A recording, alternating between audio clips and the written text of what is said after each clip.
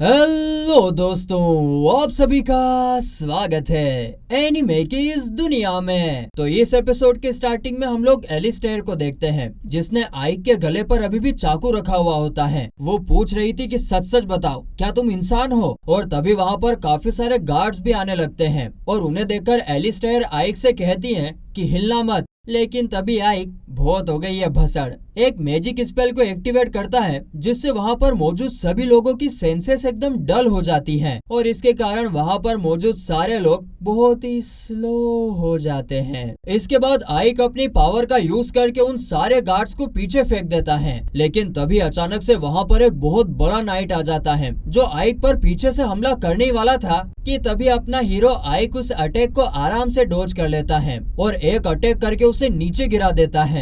मगर जब वो भोंडा नाइट नीचे गिर रहा होता है तब आइक अपनी पावर से उस नाइट को आराम से नीचे रख देता है, जिससे कि वो बच जाता है। जो देखकर इधर एलिस्टेयर कंफ्यूज हो जाती है कि आखिर आइक ने उस गार्ड को नीचे गिरने से क्यों बचाया। लेकिन तभी अचानक से एलिस्टेयर के नीचे की जमीन भी टूट जाती है और वो नीचे गिरने लगती है। मगर आइक जल्दी से जाकर एलिस्टेयर को भी अपनी गोदी में बचा लेता है, जो देखकर एलिस्टेयर शर्मा जाती है, दूर रहो दूर रहो। जिसके बाद आइक एलिस्टेयर से कहता है कि मेरा नाम आइक है और मैं डीमन लॉर्ड आर्मी का कमांडर हूँ। जो सुनकर एलिस्टेयर अपने मन में कहती है, तो ये है आइक, डीमन लॉर्ड आर्मी का कमांडर। इसी ने इवालियास को अपनी ओवरवेलमिंग पावर से प्रोटेक्ट किया था। जिसके बाद आइक एलिस्टेयर से कहता है कि तुम पूछ रही थी ना कि मैं इंसान हूँ या नहीं, तो इसका जवाब तो बहुत ही आसान है। तुम तो देख ही सकती हो कि मैं डीमन लॉर्ड की आर्मी का एक मेंबर हूँ और इसका तो एक ही मतलब हो सकता है कि मैं इंसान नहीं हूँ। मैं तुमसे बस इतना पूछना चाहता हूँ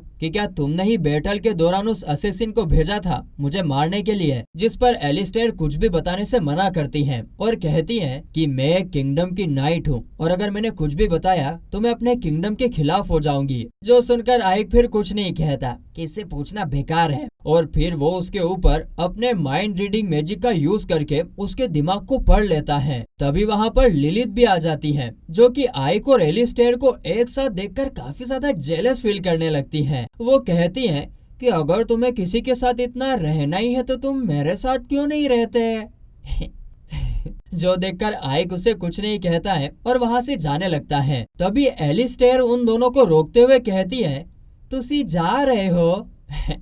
नहीं, वो कहती है कि क्या तुम लोग जा रहे हो? क्या तुम बस यहाँ पर मेरी हार पर हंसने आए थे? जिस पर आइक कहता है कि नहीं, वो तो बस यहाँ पर ये जानने आया था कि क्या उसका उस असेसिन के साथ कोई नाता है या नहीं। और अब जब मुझे पता चली गया है कि तुमने उस असेसिन को नहीं भेजा था तो मेरा तुमसे और कोई मतलब नहीं है। जिस पर एलिस्टेयर कहती है कि अबे इसे कैसे पता चला? जिस पर आइक उसे जाते जाते कहता है कि मैंने तुम्हारा दिमाग पढ़ लिया था। और बस इसी के साथ ये सीन यहीं पर कट होता है। अगले सीन में हम आइक को उसके ऑफिस में देखते हैं, जहाँ पर आइक 13 को एक गिफ्ट देता है और उसे बताता है कि उसे ये चीज कैपिटल सिटी ऑफ लजास में मिली थी। इन्हें राइस कहा जाता है। जैसा कि तुमको पता ही होगा कि मुझे इस सिटी से मिलने वाले टैक्स को डबल करने का काम दिया है और मुझे उसका एक रास्ता मिल गया है। मुझे पता चला है कि यह जगह काफी फर्टाइल है और इस वजह से काफी कम मेहनत करने पर भी यहाँ बहुत अच्छी फसल हो सकती है। फिलहाल तो यहाँ के सारे लोग वीट की ही खेती करते हैं, मगर जो राइस है वो वीट से काफी ज्यादा प्रोडक्टिव है और इसीलिए हमें लोगों को कहना होगा कि वो वीट से ज्यादा राइस की खेती पर ध्यान दे। अगर हमारा फूड ज्यादा प्रोडक्टिवली प्रोड्यूस हो जाएगा तो हमें ज्यादा फार्मर्स की जरूरत ही नहीं पड़ेगी और इससे होगा ये कि हम लोग बाकी के जो फार्मर्स बचेंगे उन्हें दूसरे कामों में लगा पाएंगे, जैसे कि वेपन्स बनाना और भी बाकी सारे काम। और तो और इससे हमारे लिए और ज्यादा लोग अवेलेबल हो जाएंगे जो कि हमें सर्विस प्रोवाइड करेंगे। जिस पर 13 आइक से पूछती है कि सर्विसेज मतलब इससे तुम्हारा मतलब क्या है? तो आइक उससे कहता है कि सर्विसेज से मेरा मतलब है कि शेफ, बिल्डर वगैरह। और तुम्हें पता है अगर सिटी में ये सारी सर्विसेज होंगी तो सिटी की ग्रोथ काफी जल्दी होगी। लेकिन 13 का तो 1-2 का 4 हो जाता है। वो बच्ची थी, उसे कुछ समझ नहीं आ रहा था, इसीलिए आइक उसे फिर शॉर्ट में समझाता है कि देखो ऐसा करने से हम लोग काफी सारा खाना खा पाएंगे और तो टैक्स अमाउंट भी बढ़ जाएगा। और अब आइक का प्लान सुनकर 13 काफी ज्यादा इम्प्रेस हो जाती है और वो आइक की तारीफ करने लगती है। अरे वाह, तुम तो बहुत इंटेलिजेंट हो। हाँ ये बात तो है, आइक बहुत ही इंटेलिजेंट है, सब तरफ ध्यान रखता है अपना। जिसके बाद आइक 13 से राइस को पकाने का ट्राई करने का कहकर वहाँ से चला जाता है। फिर यहाँ से निकलने के बाद आगे वो पूरी आर्मी को जमा करता है और अपने मन में सोचता है कि अगर पिछली होने वाली सारी चीजों को देखा जाए तो हमें पता चलता है कि जो एरो मेरे ऊपर शूट की गई थी वो दुश्मन की आर्मी की थी, मगर एलिस्टेयर को तो उस असेसिन के बारे में कुछ भी नहीं पता। और इसका मतलब ये हो सकता है कि कोई मेरे ऊपर हमला करके ऐसा माहौल क्रिएट करना चाहता हो जिससे ऐसा लगे कि वो हमला व्हाइट रोज नाइट्स ने किया हो।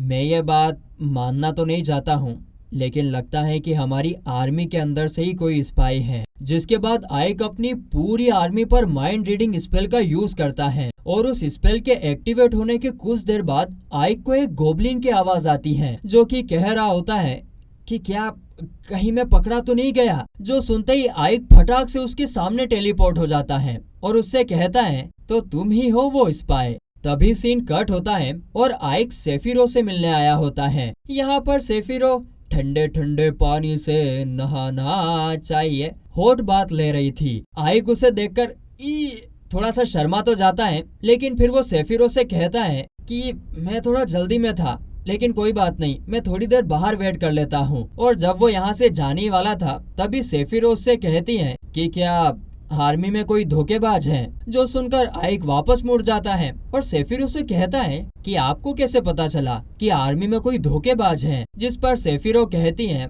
दरअसल उसे अंदर से ये फीलिंग आ रही थी, क्या तुम्हें पता है कि वो कौन है। और तब आइक बताता है कि वो धोखेबाज कोर्प्स का सेकंड कमांडर है और उसका नाम जेस है। जेस वन आइड गोब्लिन होता है। लेकिन ये सब सुनकर सेफिरो बिल्कुल भी सरप्राइज नहीं होती है और बोलती है कि उसको पहले ही लग गया था कि जेस में कोई तो गड़बड़ जरूर है। फिर आगे आइक सेफिरो से पूछता है तो अब जेस का क्या करना है। जिस पर सेफिरो नहाते नहाते खड़ी हो जाती है। ए बेशरम औरत। जो देखकर आइक अपना सर दूसरी तरफ घुमा लेता है और शर्म के मारे लाल टमाटर हो जाता है। आगे सेफिरो आइक को बोलती है कि अब वो लोग जेस के साथ सिर्फ एक ही चीज कर सकते हैं और वो है उससे बदला लेना। तो वहीं इधर हम एक गोब्लिन को देखते हैं जो कि जेस को बता रहा होता है कि आइक सेफिरो से मिलने गया है। जो सुनकर जेस भी हैरान हो जाता है और पूछता है कि आइक इतना जल्दी हील कैसे हो गया, कहीं तुमने कोई गलती तो नहीं की थी ना। जिस पर वो गोब्लिन बताता है कि मैंने तो वो एरो आइक के चेस्ट में ही मारा था, अब पता नहीं कि वो इतनी जल्दी हील कैसे हो गया।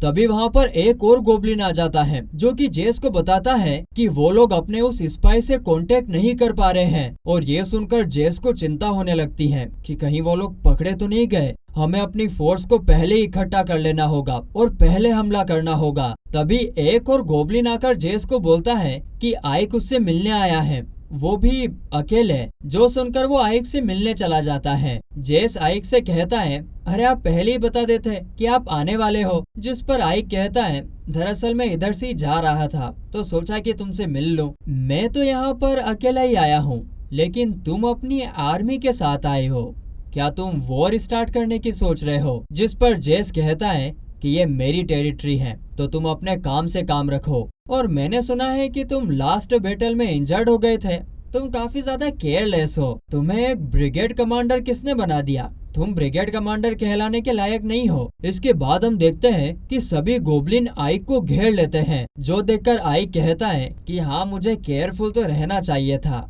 वो भी तुम्हारे जैसे धोखेबाज के सामने। जो सुनकर जेस कहता है तो आखिरकार तुम्हें मेरे बारे में पता चल ही गया है, और अगर तुम्हें पता चल ही गया था तो तुम यहाँ पर अकेले क्या कर रहे हो। तुम तो जानते ही होंगे कि मेरी आर्मी के पास तुमसे 2 गुना ज्यादा स्ट्रेंथ है, और हाँ हम सब यहाँ पर तुम्हें मारने ही आए हैं। जो सुनकर आइक कहता है अच्छा चलो ये तो अच्छी बात है कि तुम्हारे सारे सोल्जर्स यहीं पर हैं। और जैसे ही वो ये बोलता है कि तभी के तभी आसमान से उन सब पर अटैक होने लगते हैं, जिससे उस जगह पर काफी डिस्ट्रक्शन होने लगता है। जो देखकर सभी गोब्लिन्स आर्मी वहाँ से भागने लगती है। और तभी हमें पता चलता है कि वो सारे अटैक सेफिरो कर रही होती है, और वो तो नॉन स्टॉप बड़ा अटैक कर ही जा रही थी। जो देखकर आइक अपने मन में कहता है कि अरे मैंने कमांडर को कहा तो था कि वो अपने अटैक को लिमिट में रखे, लेकिन वो तो पूरी सिटी को काफी काफी बुरी तरीके से डैमेज कर रही है। उसे पता नहीं है कि इसको रीबिल्ड करने में कितना टाइम लगता है यार। आगे फिर सेफिरो कई सारे डीमंस को भी उन गोब्लिन्स को मारने के लिए भेजती है। तो वहीं इधर जेस एक रॉक के पीछे छुपकर सब कुछ देख रहा था, लेकिन तभी उसके पीछे आइक आ जाता है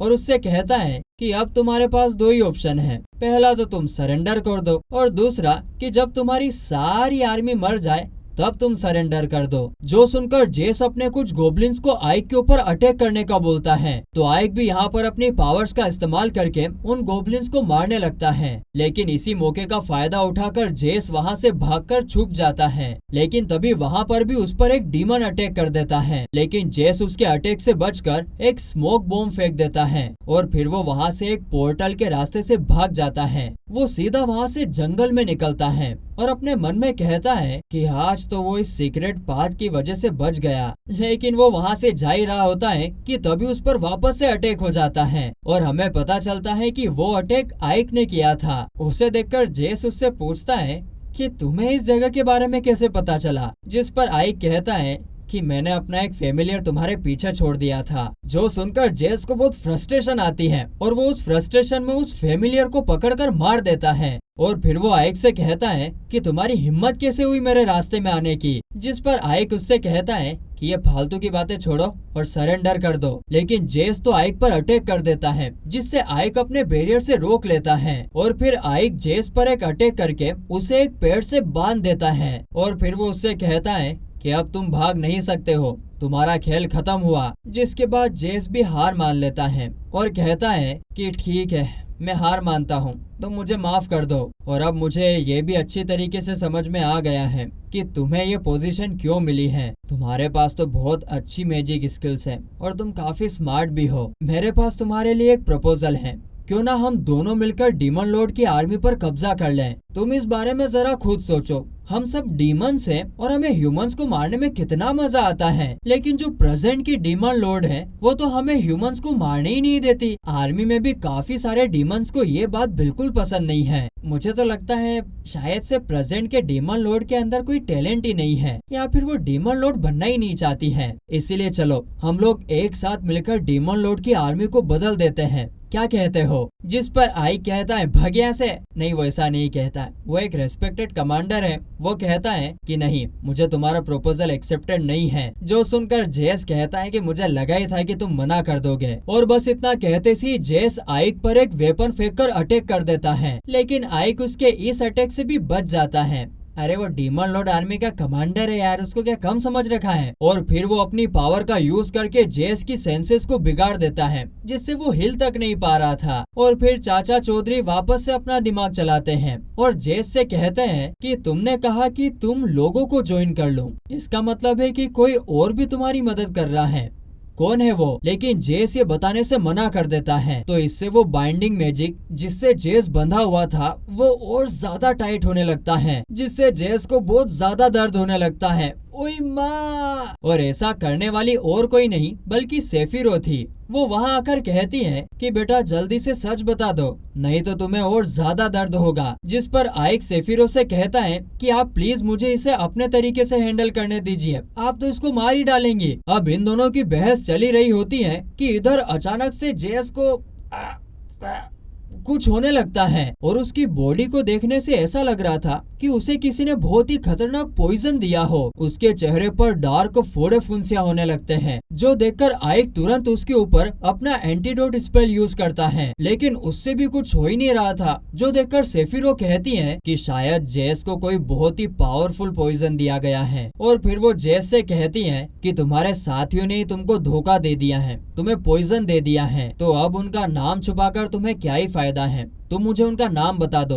ताकि तुम्हारी तरफ से मैं उनसे बदला ले सकूं। जो सुनकर जेस कुछ बोलने वाला था कि उनका नाम है, और वो निपट जाता है। अरे उनका नाम है, ये सेंटेंस बोलने की क्या जरूरत थी, सीधा उनका नाम ही बता देता। कैसे बता देता, फिर ये ड्रामा क्रिएट कैसे होता है, क्या पागल जैसी बात करता है यार। तभी सीन डीमन लॉर्ड के कैसल की तरफ शिफ्ट होता है, जहाँ पर सेफिरो ने बता रही होती है कि जो इन सब के पीछे है वो है थर्ड कोर्प्स का हेड बेस्टियो। उसने मेरे वाइस कमांडर को अपने साइड कर लिया और उसका प्लान मुझे और आइक को मरवाने का था और साथ ही में वो आपको भी मारना चाहता था। जो सुनकर डीमन लॉर्ड कहती है कि ये बात जो सेफिरो ने कही है इस बारे में तुम क्या कहना चाहोगे, और हम देखते हैं कि वो ये बात पीछे खड़े एक डीमन से कह रही थी। अब ये डीमन कौन है भाई साहब, ये हमें अगले एपिसोड में पता चलेगा, क्योंकि ये एपिसोड तो यहीं पर खत्म होता है।